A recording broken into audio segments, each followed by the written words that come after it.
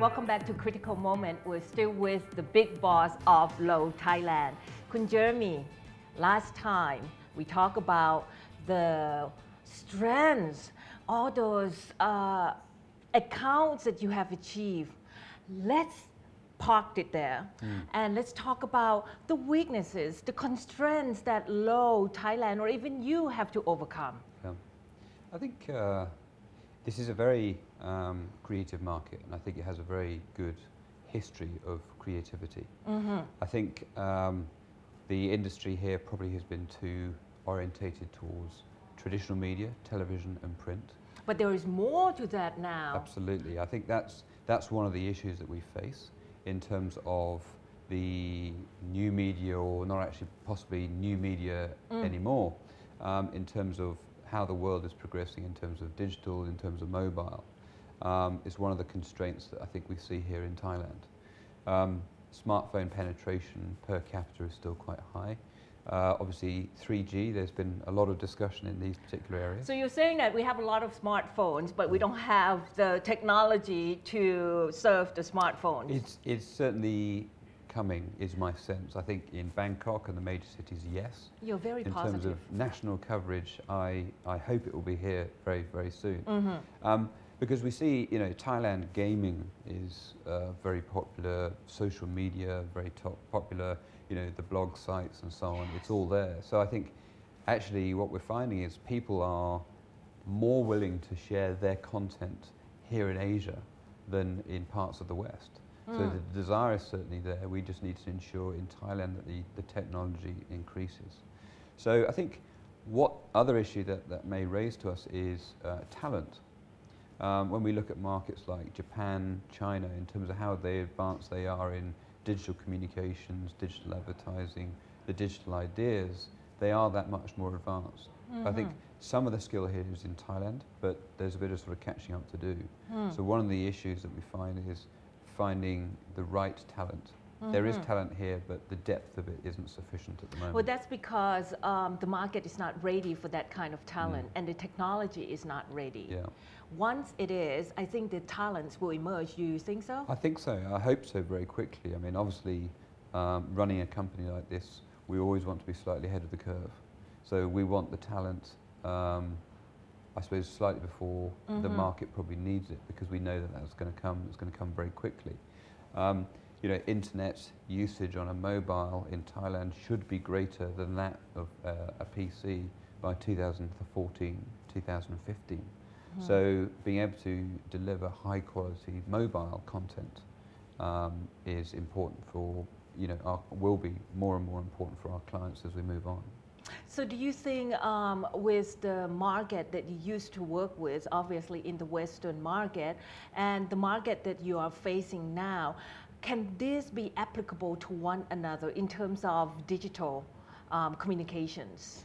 I think sort of yes and no. I think internet usage or digital usage is relatively similar in terms of content by market, but obviously levels of development is that much different. I think there's something like in the Philippines, 98% of the population within a certain age are on Facebook. So there's some very interesting statistics in Asia. I think the length of time people have been developing and the sophistication of some of the digital activity in pockets in Asia and certainly in the West is more advanced. But I have every wish and belief actually that Thailand will catch up very, very quickly.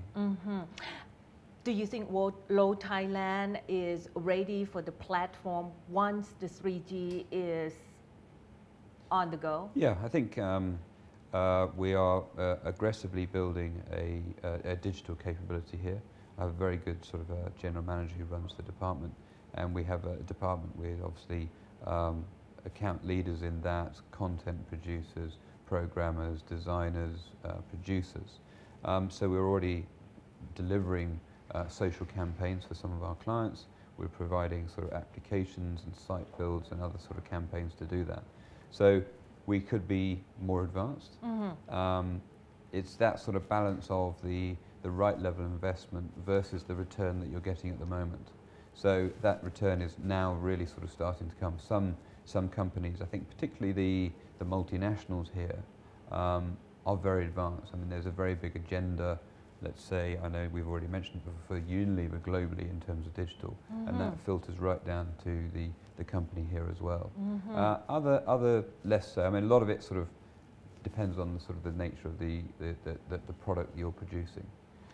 And how are you planning to prepare the talents to be capable of digital media as well as being creative? It has to be from one person, and I'm seeing the left side of the brain and the right side of the brain trying to work together from one person. That is very hard. It is hard. I think you probably need to fill the organization with a mix of both. I think we need people that are probably sort of strategic, organized, great product management. On the other side of it, we need very out there creative people. And if you can get this sort of mix of the two together, you get a sort of a powerful combination. I think it's very rare someone has both, but if you can get the sort of the best side of that and put them together and make them work together and they respect each other's disciplines, then you can get a very sort of powerful outcome. Since you're the big boss of this company, I think your staff would like to know whether you are strategic or creative. That's probably an answer for them to give. I suppose we all in this industry like to think there's an element of creative within us. We're always trying to sort of think or write our own ads. I know that's probably not my sort of forte. My forte hopefully is sort of leading that process, putting the right people together to do it. Yes. But equally I need to understand what is a good idea, what's not a good idea, but support and encourage and push people to maximize their levels of creativity. Well, obviously you've been in this business for many, many years, and your creativity has to kick in somewhat as well as your strategic ability. Yeah. Do you think all these talents within you can be replicated in Thailand, which is a totally different market from the rest of the world? Yeah, I think... And different staffs. It is, very much. I think I can bring certain skills here that I have developed in other parts of the world, whether they're managerial, leadership, creative. But I think I would be foolish to think that all those could directly apply to Thailand. I think, you know, when I first came, you need to spend a little bit of time sort of listening and watching rather than too much speaking, to understand the sort of the cultural differences, the way people work, how to get the best out of people, how to motivate them. And there are cultural differences, and you have to get to understand those. Sometimes you think you do, and then something else happens and you realize you don't.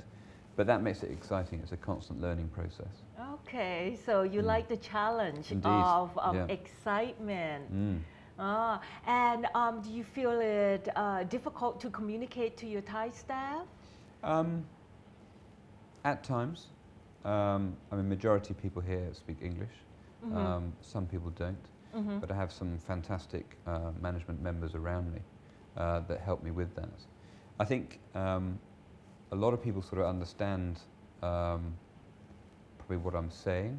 They sometimes might not get the deeper message that's behind it, whether that's my use of language or clarity. So I think sometimes you need to sort of change the way you phrase things or say things.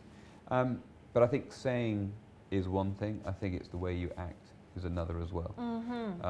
What I try not to be is a Farang CEO that just comes and sits in his office. Yes. I think that's wrong. I think we're in the communications business, so I hate sending a person an email. If they're down the corridor, why don't we just get up and talk? We're in the communications business, let's talk. So I think some of the staff initially were a bit nervous and found it a bit strange that I sort of walk the floors 2-3 times a day. Is that right? I would be scared too. No. Well, hopefully I'm approachable, but again, that's for them to answer. So, but I think it's important to, by the actions you have, not just the things that you say. So 18 months that you've been here in Thailand, you have been walking around and you manage by seeing and you try to integrate yourself with the Thai staff. How would you rate yourself, A, B or C? Me? Yes. Oh, D, probably. I don't know. You are so humble. Possibly. I don't know. People may think it's the English thing. I think it's hard to appraise yourself, and I think when you judge yourself, you're probably at times, or I try to be the sort of maybe sort of your harshest critic. So also, I think at the top of the organisation, sometimes people are slightly unwilling to give you feedback. But I have a fantastic chairwoman in terms of Kyun Charaban, who is exceptionally wise and I'm close to, and she is a great source of advice and wisdom for me. I see. When we come back, we'll find out his critical moment, so stay tuned.